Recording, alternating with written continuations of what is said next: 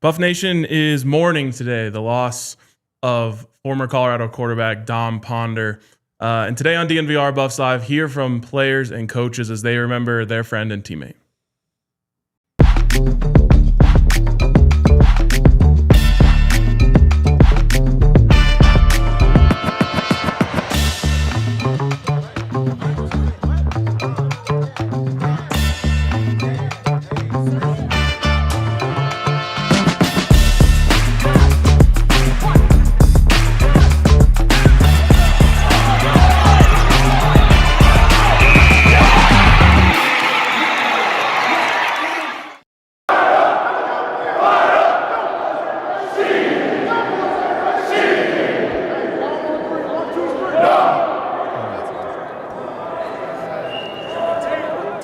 A sad couple days for the Colorado football community, mourning the loss of Dominiq Ponder, gone far too young, just a tragic situation. We'll get into that and a bunch more today. Spring ball did open, so yeah, tough one to open the show on, though. Yeah, just hard to fathom, such a young kid, so much life ahead of him. So many people in the last 24 hours kind of just giving us an extra slice of what Dom Ponder was like, something that, we get to know a lot of these players. He wasn't one that we knew very closely, but so many people kind of talking about the energy that he brought to the team, the quarterback room, what he meant to them. And it's just, it's hard to imagine. And I can't imagine what those kids are feeling like right now, because the older you get, the higher chance you have of encountering this stuff, and maybe the better equipped you become to deal with it.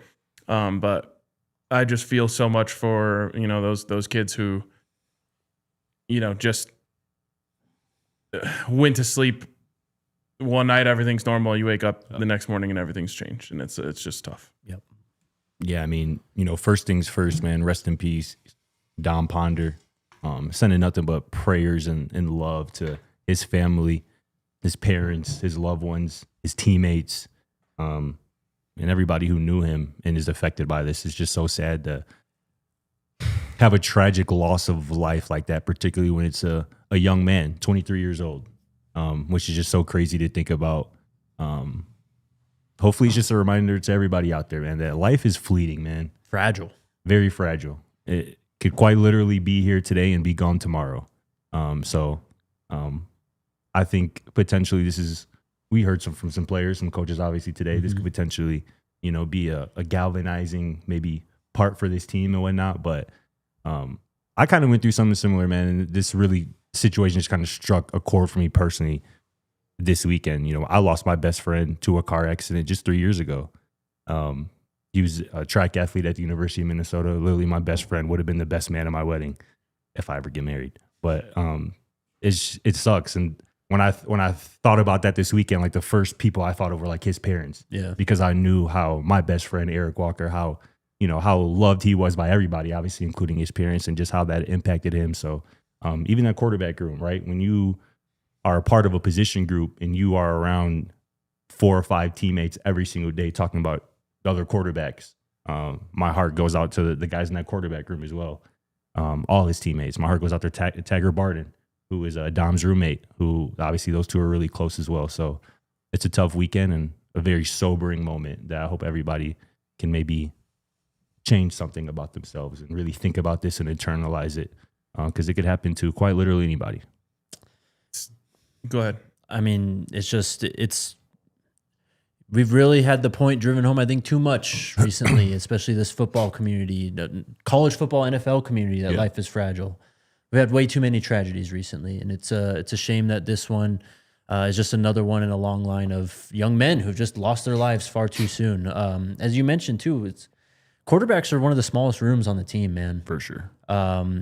You need every single one of those guys, and every one of them has a role. Yeah. And when you lose someone like that in a room that tight-knit, man, For sure.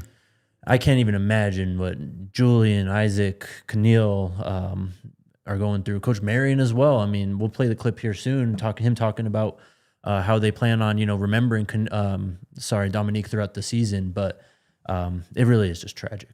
Yeah, and everyone tries to, put pieces together by reading the details and place blame, and I hate it. But my heart really sank when I read the details of where it happened. Yeah. Because I'm not kidding, 200 yards away from the house I grew up in. It's crazy. And so immediately I knew exactly what happened.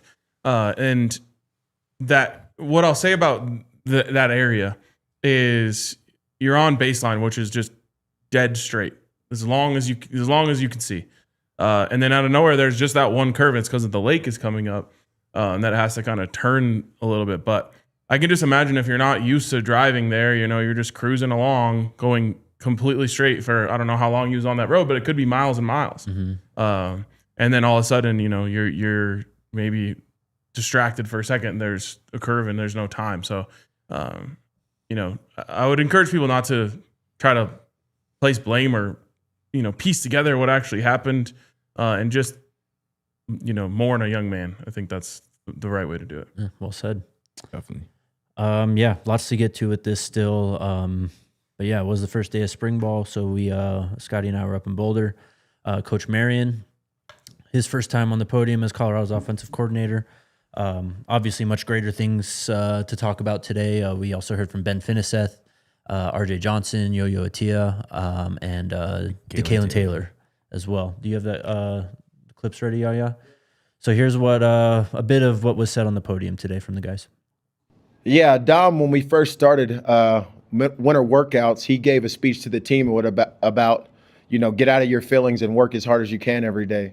And I think that's why the guys chose to go out there and practice today, because that was Dom's mindset, to show up every day and work as hard as he could. Obviously, his football story was going all over the place. He's been to multiple universities, working his way here. He loved Boulder. So that's what the guys wanted to do today and honor him. Obviously, I was proud of the guys just today for their toughness to show up, to wake up in the morning, to show up, to persevere. That's what it'll take for them to be great providers as husbands one day, as dads. Regardless of what's happening, you have to show up, and they did that today. For that, I tip my hat to them for doing that. Absolutely, man. Dom was a great guy, man. Dom was somebody that kind of kept the locker room together. He was, even though he wasn't playing on the field, he was still that joy for everybody around the locker room. He was always smiling, always laughing, always goofy, playing around. So he would definitely want us to be here today practicing and having a smile on our face. He wouldn't want anybody to be down, because Dom was never down. Honestly, practice today was a little heavy at first, but once Coach Marion got the guys going and we all bought in, we had no other choice but to go hard for him. I felt like it was a high-effort practice today. Everybody was at least running around, doing their best effort, and if they did mess up, we messed up full speed, and that was the only way we could do it. He had came in from the jump, and he was like, "Hey guys, I'm gonna need a little energy from y'all," because it was pretty hard for him as it was for all of us. So to get us started, we kind of got in a little huddle, and he was like, we started this little chant. We're like, yeah, it got us all nice and excited for practice, and then we broke it out on Dom, and that set the tone for the rest of practice. Yeah, he lit up any room that he walked into. He was always smiling. I used to call him Fruity Lightskin, but he, yeah, man, I love Dom. He, yeah, he lit up every room that he walked into, and he brought the best in the people around him, and so he's gonna be missed. Yeah, everybody grieves differently. I remember I just got the call from Dom's dad yesterday. I was playing with my son, and I just stopped, I couldn't move. And my son's like, "Dad," and I'm like, I was speechless talking to Dom's dad. So, I don't know how everybody will grieve. I can't really answer that. I know that, I've been through a lot of things, and I know the coaches have been through a lot of things as well, and these players have as well, that we have the type of group that adversity won't break us. It'll help us break records. So I know that we'll find a way to get through it and honor Dom in the way that we work every day. Yeah, Dom. Yeah, so, very different mood compared to regular first day of spring practice. Obviously, a lot on everyone's mind, but I mean, Ben was great talking. Ben was really close to him. He was, of course, really close with Tag, who was another walk-on as well, right? Ben kind of talked about that. The walk-ons stick together, you know? And so he spent a lot of time with him. And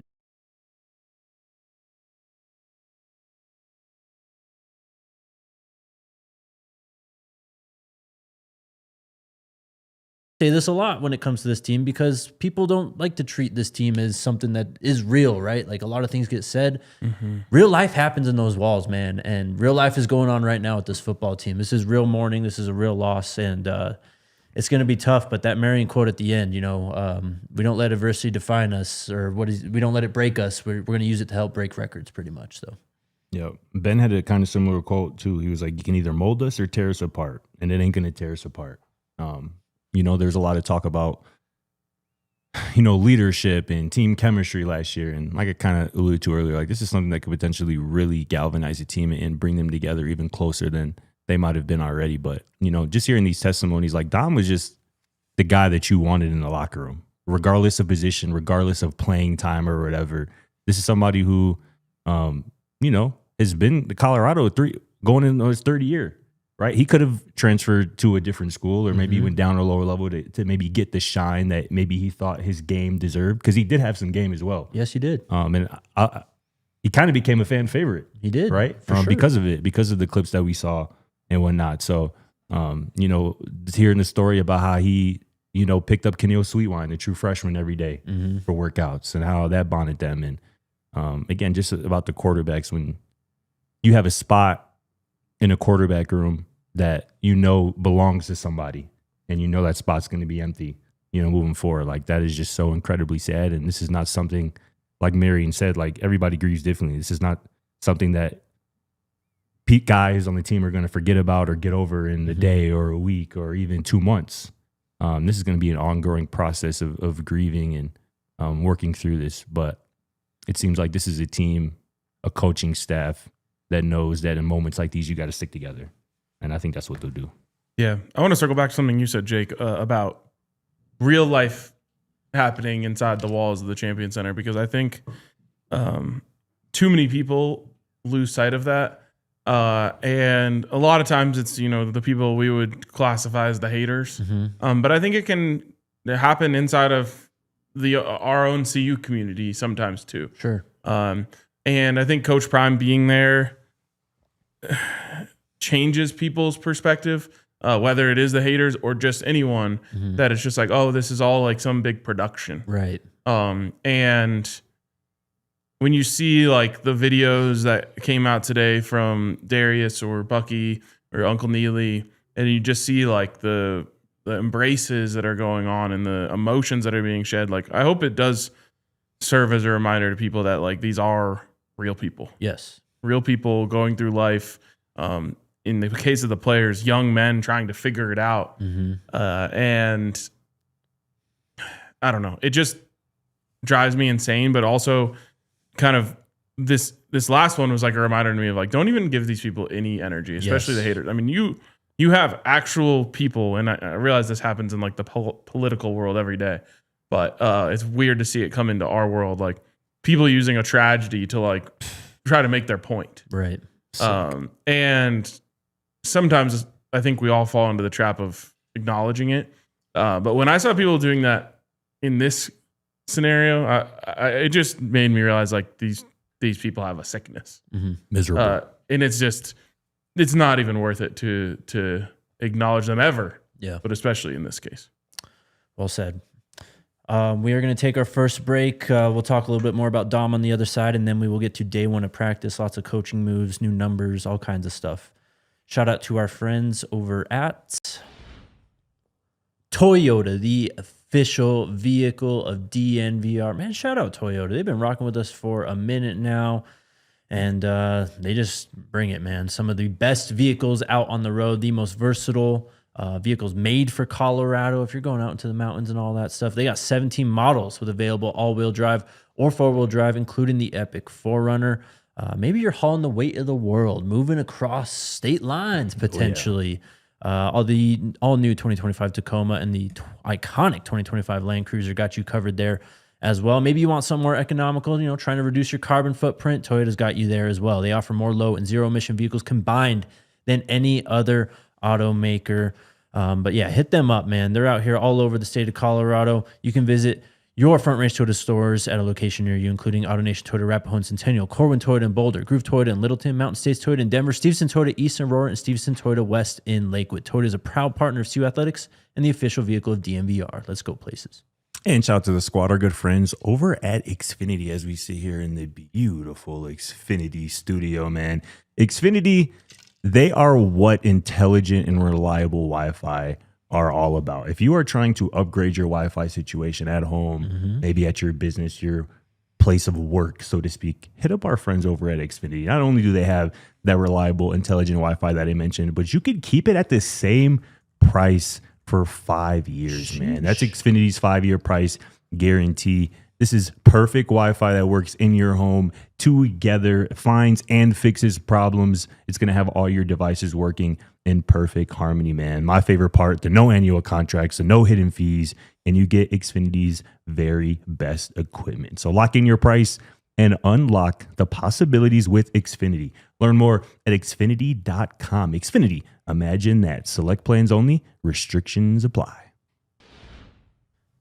All right, back on the show. One more thing I want to talk about just from the clips we showed there is Coach Marion at the end. Again, that clip, man. I mean, it's very early in this process, right? And as he mentioned, everyone mourns differently. And of course, we're still so far away from any of this really football being meaningful, like truly at this point. But this is going to carry this team and these players for a while. Yeah, a long while. I loved it. See Marion being the one to kind of get them going. And that's what Trackhawk literally said today. He said we were kind of all down until he kind of got us going and got us juiced up and whatnot. And something that Marion was asked about today, he talked about, like, he has kind of been through a similar situation multiple times. Yeah. He had, when he first got to UNLV, a player during kind of around this time of the year, kind of winter workouts, passed away. And it was crazy because he mentioned that Colorado tight end Charlie Williams, who was at UNLV with Marion at the time, was the one who found this young man because he was roommates with him. Right, which is just crazy. Had another situation happen at William and Mary when Marion was there. But even when you go through stuff like that before, it doesn't prepare you or make it any easier when it comes up again. But I think having the men like him, like Coach Prime, in that building is going to help make this process a lot easier for those young men. Absolutely. And we saw from the clips today that they're going to wear a patch on their jersey. Looks like the players will vote on the patch that they want to have. Love it. To honor Dom. So, he'll be with the team all year. Oh, yeah. Totally. No easy way to transition to this, but we will talk about spring football today. It was practice one, obviously a lot going on, but we had pads on. We had, footballs flying through the air, guys running routes, very early days, obviously, but you could see Brennan Marion, Chris Marv, they're already getting their fingerprints on this football team. Chris Marv, and both of them actually being very, very vocal, truly leading their groups, right? Chris Marv talking about how this really isn't about technique. This is about kind of establishing an identity early on. Mentioned guys flying to the football. Just seemed like it was, for what it was today, very high energy and very just good for the guys to get back on the field. And we saw some guys making making little names for themselves early on in spring football too. Yeah, I'll just say I think that this part of the season is about forming habits. How are you truly going to work? And I think the most important part of like this time of year is to convince the players like you don't have time. Right. Like everyone kind of thinks, it's like if you were, if your wedding was in June and it's January and you're trying to get in shape, you're like, I got time. And then all of a sudden it's May 1st and you have not locked in. Yeah. And your goals are no longer attainable. And I think that's, it feels like football is forever away right now. Yeah. But if you don't approach today like you would the last practice before the last game, then you're not going to be able to achieve what you need to achieve. No doubt. I feel like, I guess kind of maybe talking about today what we've seen.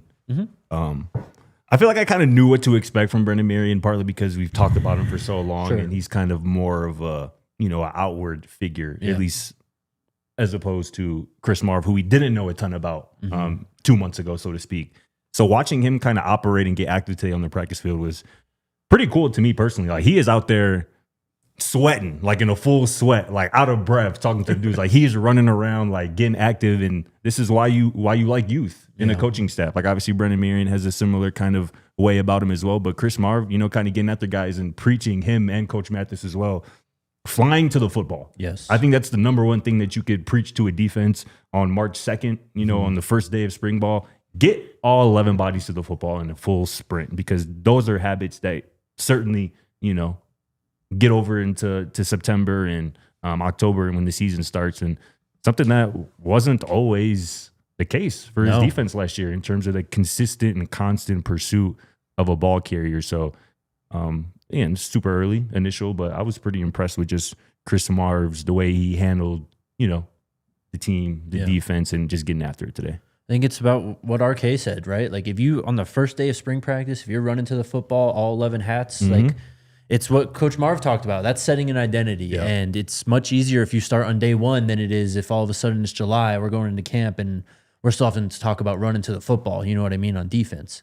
So love to see it. I mean, obviously there's a lot of talent that we saw. Kind of go ahead. I was going to say, and shout out our guy, Nate Mitchell, friend of the show, Nate Mitchell, for getting a shout out from Kevin Mathis. After practice, Coach Mathis, who coaches the Nickels now, basically said it like, it's not even my position. But Nate Mitchell was out there flying to the football today.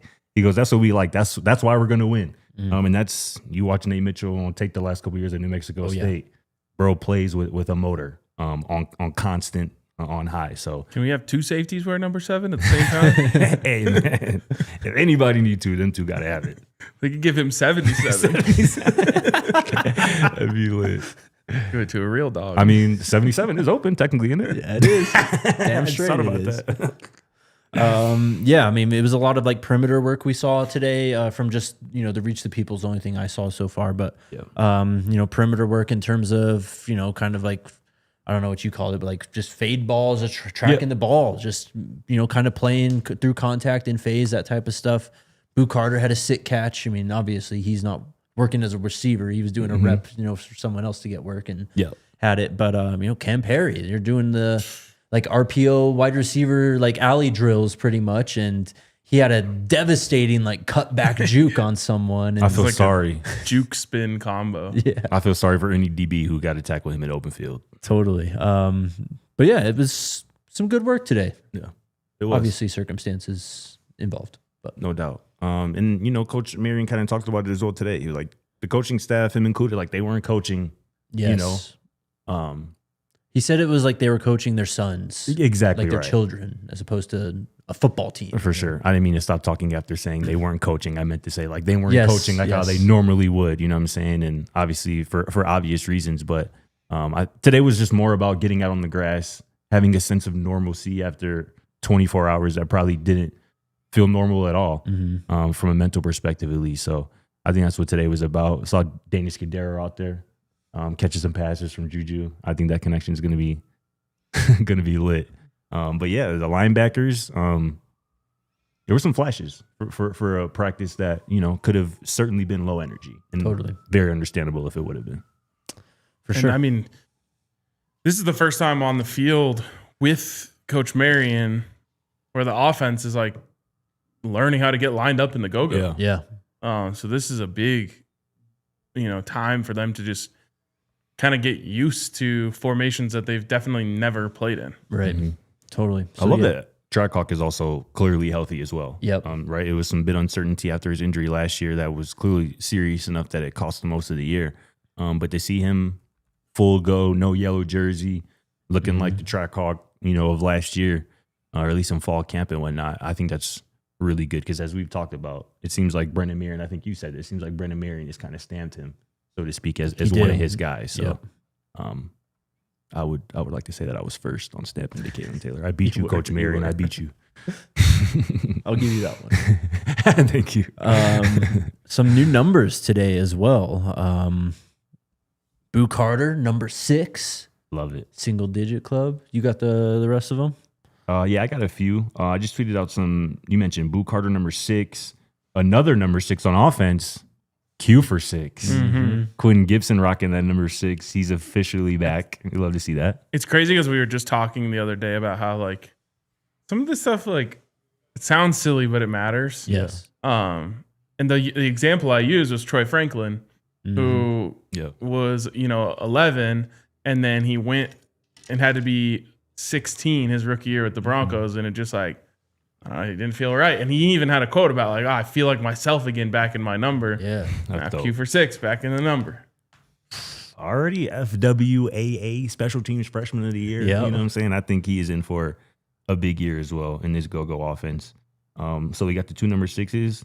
Brandon Fontenette wearing number 7. I said it the day he committed. I was like, he's a strong candidate to wear number 7. He gives me all the number 7 Tawfiq Byard, Cameron Silman, Craig vibes that you could imagine. And when I tweeted today that Brandon Fontenette was going to be wearing number 7, Cameron Silman Craig, the original Shark, quote retweeted that with a gif of handing the keys pretty much. Yeah. Which, we love that in Buff Nation. The old handing of the keys Yes, over, sir. you know what I'm saying? I hope that this tradition lasts forever. Me too, man. Like 20 years from now. Yeah. I hope that the dog safety on defense gets number 7. Mm-hmm. I think that's a sick little tradition. I can imagine you just as an old man, bro. Who's wearing number 7 this year? I need to know who. I don't care about who's on this roster. I just want to know who's wearing 7. Oh, God. I hope you're envisioning more than 20 years. I will not be an old man in 20 years. You're right. Number Still be curling that 95. I'm dead. I think we talked about last week. Cam Perry's going to be wearing 7 as well. Yep. DeAndre Moore Jr. is going to be wearing 3. Ernest Campbell is a new one, rocking number 4, which I really, really like. A couple other ones. Emery Floyd, Okay. the cornerback transfer from App State, is going to be wearing number 8. Oh. Formerly worn by DJ McKinney, Yeah. obviously. Xavier Payne is back in his high school number 72. Big Payne. I really like this one. Lamont Lester Jr., my guy. Literally drafted in my guy draft. Number 56. Oh, yeah. I like that a lot. Oh, yeah. Young bull off the edge. Do not sleep on Lamont Lester Jr. I like this as well for another edge guy, Dominiq Ponder Jr., wearing 27. Formerly worn by Keaton Wade. Yeah. I like that. Keaton Wadey. Yeah, definitely. True freshman Cree Thomas, who actually had an interception today in practice, rocking number 20, which I believe is what he wore at Notre Dame. Nice. So yeah, those are a few. And Danny Phantom, number 18. Danny Scudero in 18. Yep. How do we feel about that? He's going to make it his own. Yeah, he will. He will. Who were some wide receivers that have worn 18? AJ Green? Oh, AJ Green was so underrated. AJ Green wore 18. Yeah. I think he's the first one that comes to mind. Marvin Harrison Jr.? Yep. Yep. Yep. Trying to find a list here. Alec Pierce wore 18. I think Alec Pierce was 14. I think you're right. does wear actually. 14. Hold on, stand by. Very interesting. Obviously, Danny wore 10 at San Jose State and is obviously taken Yep. by QB1, Julian Lewis. So I think 11's available. I would have given him 11. Randall Cobb. How about True. a wide receiver named Justin Jefferson? Ah, yeah. Oh, yeah, true. Good one. Jeremy Maclin, Deontay Johnson, Sidney Rice, Calvin Ridley. Jeremy Maclin for the Eagles wore 18? I think so. That sounds right to me. Because, him don't and think he wore that in Deshaun college. were Yes, 18 10. for the Philadelphia Eagles. I think he wore 10 in college. I can't remember. Cooper Kupp. true. Well, did he wear 10? I guess he's 18 with the Seahawks. okay, That would be. Okay. Or no, I guess when he started. 2017, 2018, 2019, he wore 18. Who was the most Danny Phantom-like player that wore it? Randall Cobb? He's got a little bit of Calvin Ridley to his game, I'd say, but Oh, wow. Okay. I forgot Ridley wore 18 as well. Ridley's pretty tall. he's is he bigger not? for Yeah. sure. Yes. No I doubt. liked Rid a lot when he was in Atlanta. Mm-mm. Yeah. It's a good list. I'm Evans Demon said what number I'm picking for myself. Obviously 11. It's 11 or 12. Not are my on two this numbers. Either 11 or 11's 12. taken. A couple people have mentioned a couple in the chat. Preston Ashley Yep is wearing 31. Okay. Rodney Colton's 50. Yes. Jaden Hardy, the Oklahoma transfer, is wearing number 9. All right. Which is interesting. I like that number as well. Yeah. Cool. We'll share as we find him. Yes, obviously no roster update. Once that happens, we'll definitely talk about it, but that's what we got for now. Let's take our next break, and let's talk more about the coaching staff on the other side. Shout out to our friends over at Benihana, man. Dinner with the show, maybe a little happy hour, steaks from around the world. They've got you covered, man. Check them out right now at the Denver and Broomfield locations, 3 to 6 p.m. You can get in on the 369 happy hour, including specialty rolls, cocktails, and premium bites. Again, Monday through Friday at the Denver and Broomfield locations. But you already know what it is, man. That classic hibachi grill experience going on right in front of you. Favorites include the shrimp toss, the onion volcano. I like the onion train. Oh, interesting. Yeah. I don't know about the onion We have a train. little train whistle too. Choo choo. I never had that. Maybe your fire. local Benihana has that. But again, try some premium steaks from all around the world. Japan, Australia, USA, and one of their many delicious favorite butters as well. Hot honey lobster, wagyu umami, and truffle. Make your reservation and find out more when you go to benihana.com. Shout out our new friends over at Benihana. And shout out to our friends over at New Built Restoration and Construction, who are going to be there for you when you need it most. And you're going to want to remember that name, because in times of panic, when there's something going on with your house, whether that is a water issue, a fire issue, mold, whatever it is, you're going to want it fixed fast. And that is what New Built Restoration and Construction is absolute experts in. They're available 24/7, and they truly care about being there for their customers. And they have over 600 reviews to prove that to be true. And they're just like you. They're big Denver sports fans, big fans of DNVR. And it means a lot to us that they have come over to support us. They've been supporting our emergency shows, because that's when you're going to need them, is when you have an emergency. So check out our friends over at New Built Restoration and Construction and go to nubilt.com. Or call 720-902-7472 and let them know DNVR sent you. New Built Restoration and Construction. Nobody sends him. All right, back on the show. Good Lord.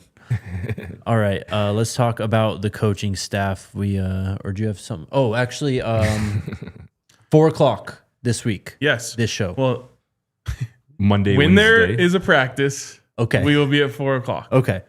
Every other day, we'll be at 1 o'clock. Okay. So for this week, Monday, today, Wednesday, and Friday, we'll be at 4 o'clock. Yeah. Mountain time. Yes. Tomorrow, Tuesday, and Thursday, we'll be at our normal 1 o'clock Mountain time. Yeah, and I think the easiest way to do it is, like, if you're seeing content coming out from practice and interviews and all that stuff, it'll just kind of click to you. Okay, that means today's show is at 4. Exactly. For sure. And then one other thing, today is our final day of our Combine Die Hard sale, man, with the NFL Combine wrapping up and Colorado spring football heating up right now at the moment. Become a Die Hard right now, man. It's 55% off, which is absolutely crazy. Just $36 for your first year. You get access to all of our exclusive premium written content. You get a free t-shirt. You get 15% off at the DNVR bar. It's the perfect deal. So make sure you take advantage. It's the perfect time to do it. Make sure you become a diehard if you're not already. And shout out to all of our current diehards watching right now. No doubts. All right. Colorado's coaching staff's updates. Some of these have been known. It's just they were made official over the weekend. So just stop me here if you guys want to talk about one of these guys. Von Bell officially announced as a defensive analyst / safeties coach for Colorado. It's one we kind of saw coming, or Yep. I wouldn't say saw coming, but predicted, I guess. For sure. A guy who obviously played under Robert Livingston, worked under him the last year or so, and now gets the opportunity to take over that room, which is pretty cool. And a guy who was a baller in the league. Yep. A dog in the league, honestly. Dog at Ohio State. Yeah, I mean, in the league not that long ago. Yep. Yeah.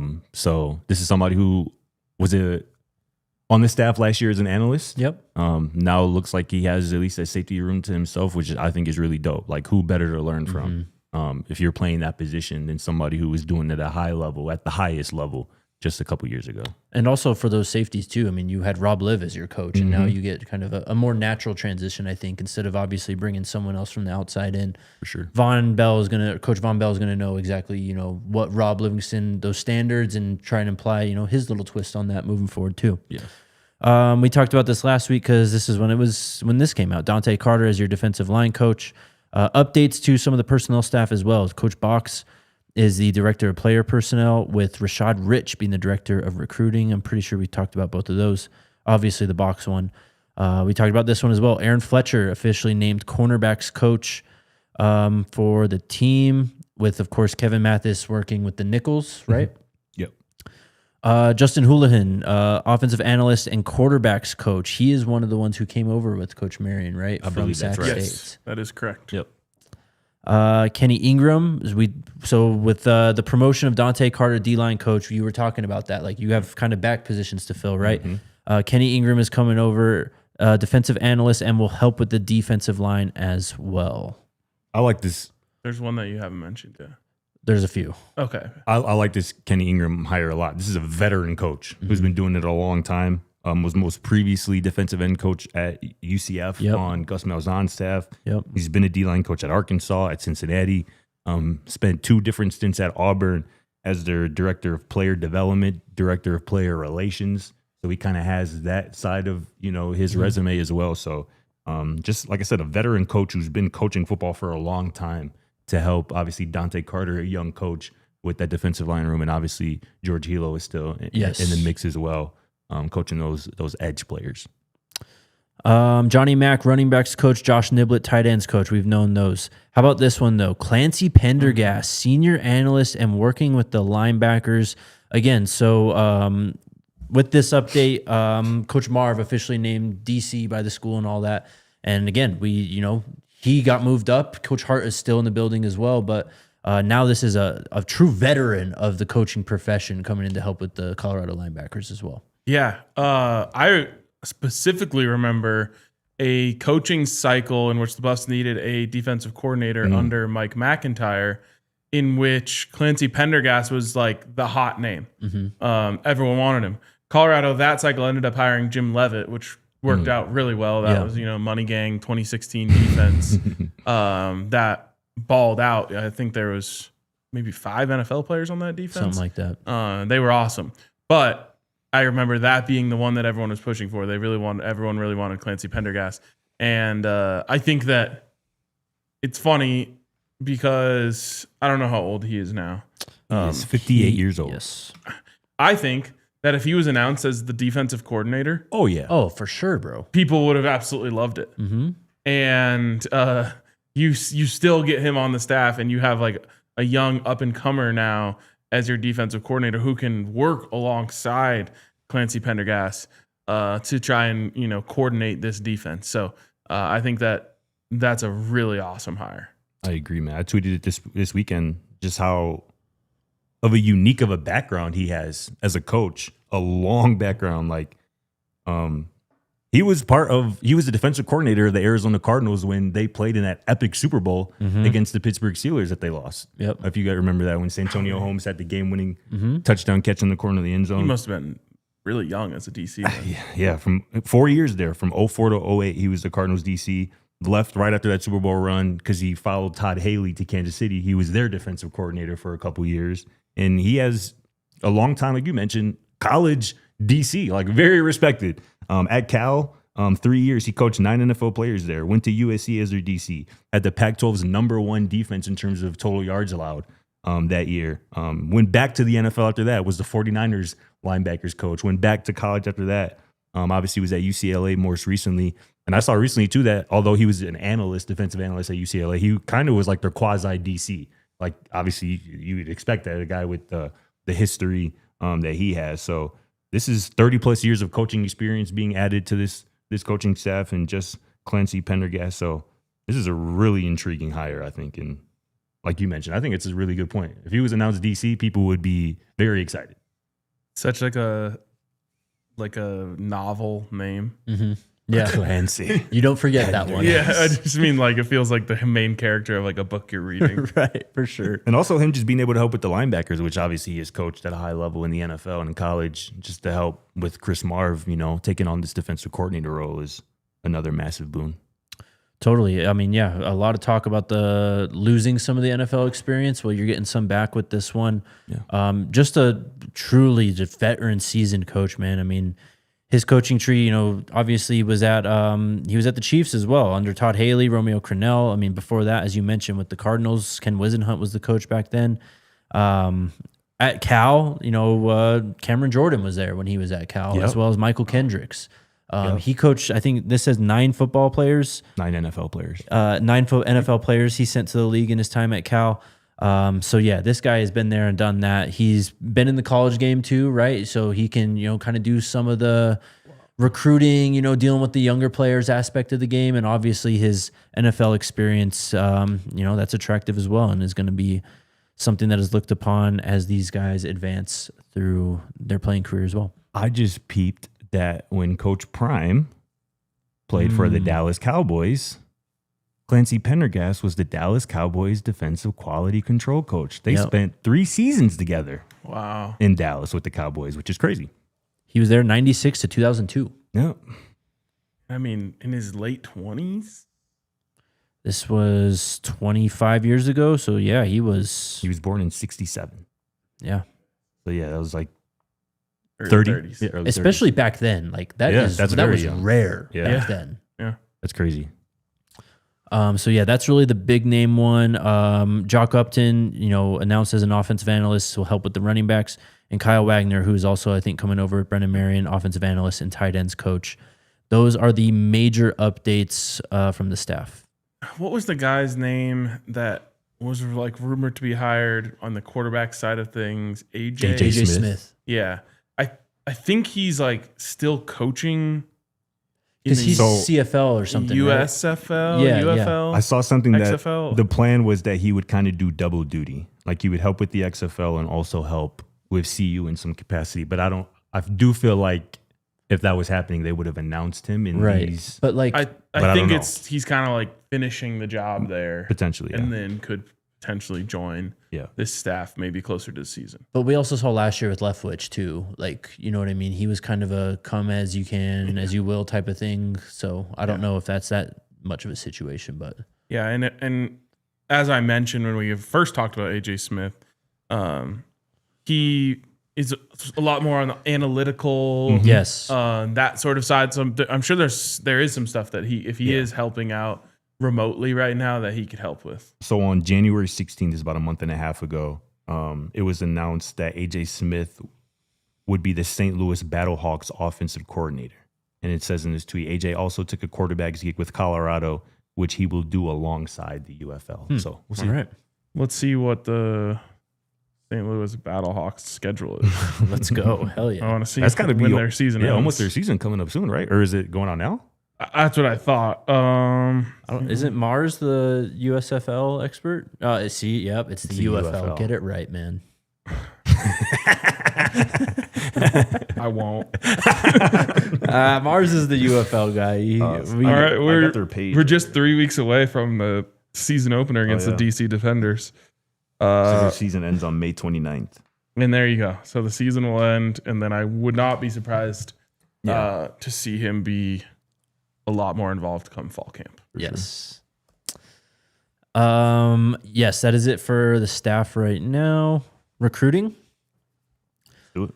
So this came through on Friday. I think a little bit after our show, but Khalil Taylor, we talked about him not that long ago. He announced that he would be visiting Colorado this May 15th is when he will take an OV. Also has OVs to Georgia, Penn State, and Syracuse on the books, but he put out a top 6 with those 4 schools. Again, Colorado, Georgia, Ohio State, Syracuse. Also had Penn State and Nebraska in there. This is a high profile player in the class of 2027. A 4-star composite ranking, 67th overall player, 14th ranked wide receiver from Pittsburgh, Pennsylvania. The 180 pounds. But yeah, he has Colorado in his top 6. Again, OVs to come this summer. I don't know if we have news on a commitment date, but I'm sure we'll get an update as he goes through his recruiting season. Heck yeah. A fast guy, too. He state qualifier on the 100-meter in ninth grade. Ran 11 in the 100 in ninth grade. So this is a dude with real speed to go along with, I think, a ideal frame for a receiver, about 5'11", about 180, 85 pounds. You're hilarious, bro. You're hilarious. Speaking of measurements and real speed, what the hell has happened to 40 times? Okay, Everyone's sub 4.4 now? hold on. Okay, lots to get to with this, I think. Okay. He just fired. First my boy off, up. you did. First off, a lot of the slow guys have not ran. So the average True. is going to close. But I just saw the top 10 were all sub 4.37. Okay. Back in the day, Top 10 what? wide Fast- receivers. All Wide receivers? receivers. Okay. So in 2024, Lucas Oil Stadium went under a brand new turf that went installed into the stadium. You said when? What year? 2024, so 2 years ago. I don't know if this was in time Yeah, for yeah. that combine or not. They say our mics are out. Y'all can hear us? Hello. Check. Checking the mics. Y'all better not be trolling. Ivan said, never mind, just refresh. All right, we're back. Okay. A new surface went in at the stadium. I'm trying to find what it's called because What the turf is called? yes, because it's a new kind. And Dre was telling me it's like obviously a little bit more springy and 'cause Fast track? there were a lot of verts I think that were outrageous this weekend as well. Bro, Yeah, there were Yeah. that tight end, Stowers, Yes. 45 and a half. bro, he Yeah. was literally floating in the air. That was Yeah, crazy. how long it took him to hit the ground. Yes, that was insane. Oh gosh, I'm trying to find this. I'm sorry, but there's a name for it. It's meant to be more like grass. Obviously, it's turf, but it is meant to be safer on like impacts, like ligaments and stuff for players too. So maybe a little bit more spring in that too. So, So you just think it's a faster track the last couple of years? that's the theory. Okay. I can see it. I'm blown away. Like, I first of all, I've already thrown away what I think of the 40 For sure. after seeing Jimmy Horn run Very 4.45 true. or whatever. But like, that's what's crazy is like Jimmy Horn ran 4.45, and that's now considered like slow. Oh, yeah. I mean, And people were that's- disappointed on social media that he ran that. I just remember when 4.4, like if you're in the 4.4s, that means you're fast. Check marks. Yep. Yeah. And now 4.3 anything was you got like, to be oh in the my God. 4.3s. Right. Yeah. Yes. And like the crazy speed guys are running in the 4.2s. For sure. It's wild. insane. But what I don't like is what I saw, and I think this is kind of new. I don't know. What I saw this weekend, Carnell Tate, right? Yes. Runs a 4.52, I believe, which Yes. is a fine time for Yes. a good This was really so receiver. silly. And then you see all of a sudden an Adam Schefter tweet, sources saying that, Carnell Tate actually ran a time faster than that, or people He clocked said him at a multiple time faster. scouts clocked him in at 4.47. That's not how it works. It's bro. that's not- like there's literally a laser Yes. that gets the right time. Like we don't care about scouts' hand times, hanging around. Yeah, and from then I 5 saw- rows up. like- yeah. Yeah, like what? And that was clearly he's got great PR. That's all that was. His Ohio agent, State. his agent had to call like, "Hey, he ain't run no 4.52. He ran faster than that. Make sure you tweet that." That's all that was. And it's like the headline could have been like local men like hundreds of seconds off from computer timing. Like what? For sure. Why is that a story? Exactly. And then the other thing is I saw then people were like going even deeper and being like, oh, there's like something about the way that he starts that could have Oh, my like Lord triggered Jesus. the computer to like go faster. That would be And on him if true. That would be on him. you know what the real story is? It doesn't matter. He's good. Exactly. Truly. That's how I feel about a lot of stuff when it comes to the draft. In my mind, Combine in particular. honestly. yeah, there is no difference between for a good football player, a 4.52 and 4.59. For a good football player, there is no difference between 6 foot and 5'11", or 190 pounds or 198 pounds. If you're a good football player, you're a good football player. But It's called the Underwear Olympics for a reason, bro. It's really, we're just nitpicking as many details as we possibly can. did y'all see the clip of them having like the big D lineman like do some like weird? What was that? I've never seen that before. What the hell? He was like on his back and had to like get up without using any like. I was like, what are we doing nowadays? That shit was so weird. Crazy. Scroll up a little bit, Yaya, please. Helix Matrix Turf is what it's called. Kofal, thank you. Yes, We need that is that. the new turf at Lucas Oil Stadium. Do we have that in Boulder? No idea. I can't remember what the name of that turf was. I'm sure I can find it in an email. Yeah. But I don't think it was that. I don't either. I wish we had the one that makes you faster. totally. Okay, back to recruiting. A couple other OVs that we haven't talked about. Edge James Harris Jr. from Cy Falls in Houston, Texas, an unranked recruit. He will be visiting Boulder June 12th through the 14th. Another unranked recruit named Savoy Guidry. Sick name. Fire name. Safety out of New Orleans, Louisiana, Holy Cross High School. Another unranked recruit so far in the 2027 class, same weekend. Were you going to say something? No.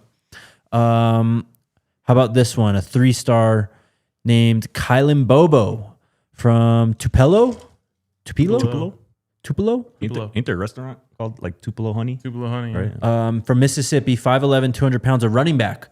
Fairly high-ranking 3-star, 640th overall player, 49th ranked running back. He will be in Boulder again that same weekend, June 12th through the 14th. That is shaping up to be a pretty big weekend. Another blue chipper, though, we have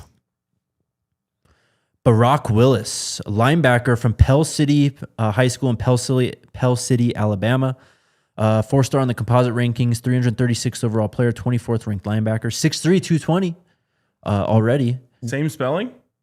That's what I was gonna say. When you mentioned him on the show the first time around, I thought it was like Barack, like Obama. No, B-A''ROC. Oh, okay. Yes. I mean, still, but like, I was like, whoa, we're actually reaching that No, age. no. We actually are reaching that Kinda. age. Where people are naming Where their- people will be named. Oh, my Yeah, God. it's going to happen. so old. Anyways, he's a blue chip linebacker. He will be on an OV May 15th through the 17th.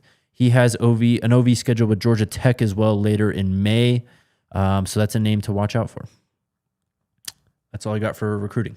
I got one more from today. Sam Spiegelman. Yes. He tweeted, Colorado is emerging as a serious contender for 4-star defensive lineman Kyron Haywood, who has an official visit to Boulder and a few more top schools locked in. His quote from Haywood, Colorado has done a great job of recruiting me. Like I just said, they're a 4-star defensive lineman from Denton, Texas. Interesting. They play some ball out there in Denton. Haywood's got offers from Arizona State, Arkansas, Baylor, Cal.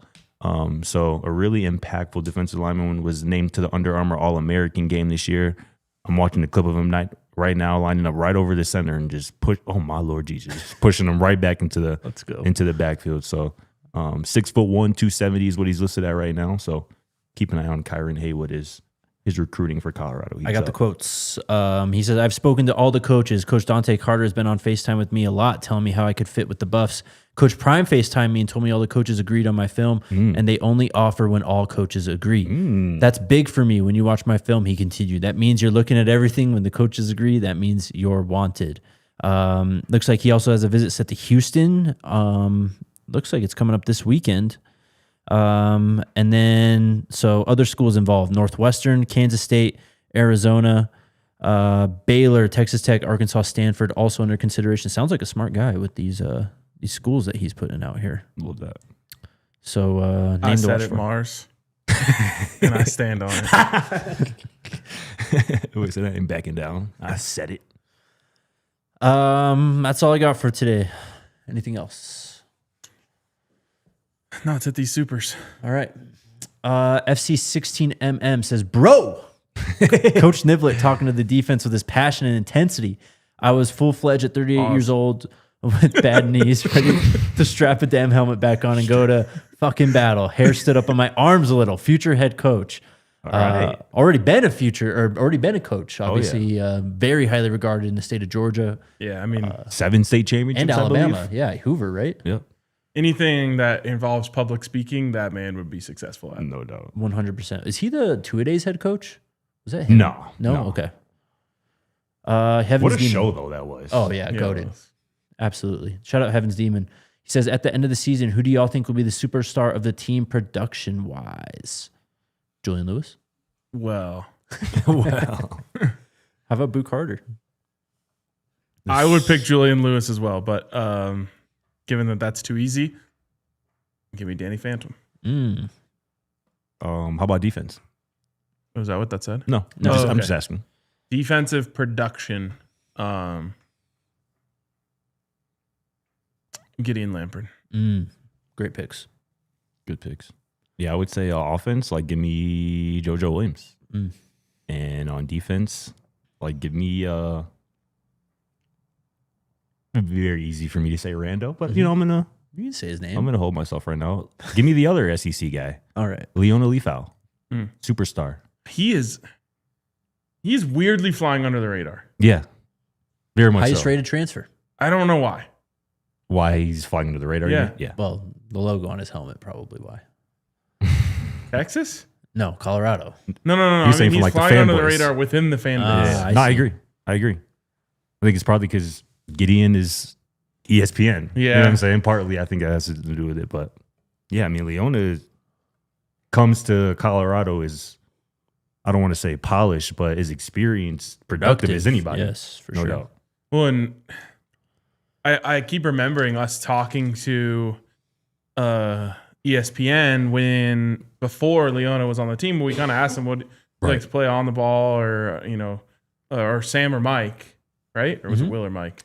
Yes. So he Well, started at Will and Yeah. had to go to Mike late in the season because of Yeah, injury. and we were asking him if he liked Will or Mike. Yeah. And he kind of insinuated like I like Will better, but Yeah. we were kind of like, well, you're Mike.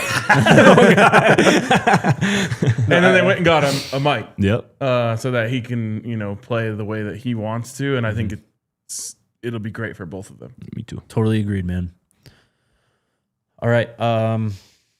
Yeah, man. I mean, He is though. He He is. literally is. It's not But- just us. Yeah, it's all right. we see everything out there. What numbers are you wearing? I don't know. I think I saw a Gideon in 44 though. Ooh. What was Which he I at, like a lot. Bowling Green. He was a single digit number at Bowling Green. If I'm honest. Well, I think he was that makes 4. sense, I think he was actually. 4. What was He was. Yeah. Leona Leafau? He I can't was. remember. He was 18. He was 18. I was kind of hoping he would wear 13 in honor of Cepho Leafau. We'll see though. King Mars asked who of us three would win in a 40-yard dash, and obviously that would be me. Clearly you. Yeah, but I he appreciate also, that. you can ask Jake and Scotty about underestimating me. I did not underestimate. No, hold on. Bro was just confused. I actually. was. I really was. All right, There's a. You impressed me today. I ain't gonna lie. thank you. I impressed was me. thinking No cap. dumbbells, which is totally different than obviously what you guys were doing, which is what I was trying to say though, right? Yeah, no, for sure. That would have been crazy. Yeah, that would be great. I mean, but that just didn't make sense in the context of what we were talking No, about. I know, but like I was so confused because that's what I thought the context. I thought you didn't know what a dumbbell was initially because I was like, wait, Why would it? Okay, I'm gonna give the people. So I'm sure some of you saw the video that came out on I don't know Thursday or Friday. Yes. Of a Packers radio guy In Milwaukee. in Milwaukee. They did like a internal combine for their company, and not only could he not get 135 up, not only could he not get 110 up on bench, he also couldn't get 95 up on bench Or 65. or 65. no, he got the 65. He did I get the thought- 65? I thought he did. Oh, yeah. okay. Oh, okay. And we were just watching the videos laughing about it. And I was like, I feel like I could curl the 95. And then they were both like, hell nah, no way. I was like, you maybe could, but like it would take like some momentum, like some rocking Yeah, type. yeah. But yeah. So then I went to the gym today and they didn't have, I just grabbed the set bar. They didn't have 95, but I grabbed 90 and threw that up 6 times. Hell yeah. So Good form too. thank you. Good form. I just family told me don't play my boy Arcade Top. I'm dead. That is wild.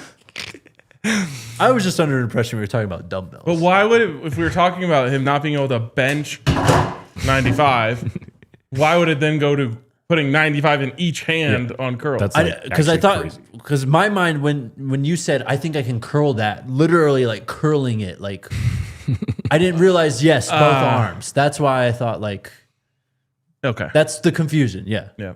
I'll be expecting your video tomorrow. I got you. I did just do chest yesterday. I don't know. We'll see. All right. What's that got to do? What's that got to do with the curl? I'll be fine. Don't worry about it. Yeah, man. Keep Dom Ponder's family and the team in your thoughts and prayers, man. It's going to be something we talk about, I think, quite a bit this offseason and this spring. So, yeah.